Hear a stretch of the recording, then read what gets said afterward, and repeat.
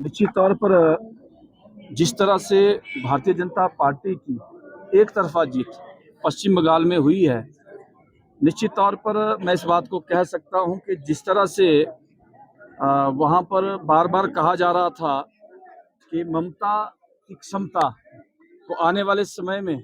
Bharatiya Janata party देखेगी, तो मैं उससे हट करके कहना चाहता हूं कि क्षमता नेता में नहीं होती है, कार्यकर्ताओं में होती है। तो निश्चित तौर पर पश्चिम बंगाल की जनता ने ये साबित कर दिया है कि देश की जनता, पश्चिम बंगाल की जनता नरेंद्र मोदी जी के ऊपर ही विश्वास करती है। एक बार पुनः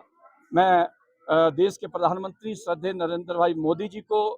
गृह मंत्री अमित शाह जी को, राष्ट्रीय अध्यक्ष आदरणीय नवीन जी को और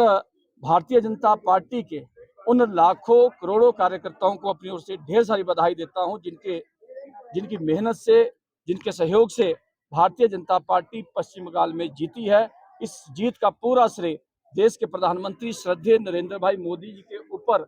पश्चिम बंगाल की जनता का विश्वास और वहां के कार्यकर्ताओं की कड़ी मेहनत ही मैं ये कह सकता हूँ। मुख्यमंत्री कह रहे हैं निश्चित तौर पर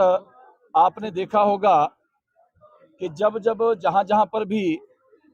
भारतीय जनता पार्टी जीतती रही है या जीतती है, तो स्वाभाविक है कि विपक्ष के नेता, विपक्ष के जितने भी लोग हैं, वो ईवीएम को लेकर के ही बात करते हैं। और जहां तक बात रही, मैं तो इतना ही कहना चाहता हूं कि ये बात ठीक है कि पश्चिम बंगाल में इस बार जिस तरह से आपने देखा होगा कि हिंदू वोटर बाहर निकल करके वोट डाला है, और आपने देखा होगा कि पंचायतों के चुनावों में जितना वोट पोल नहीं होता है, जितना पोल आपने विधानसभा के चुनावों में 92% वोट पोल हुआ है। तो निश्चित तौर पर हिंदू बाहर निकला है, हिंदू जागा है, और हिंदू के जागने के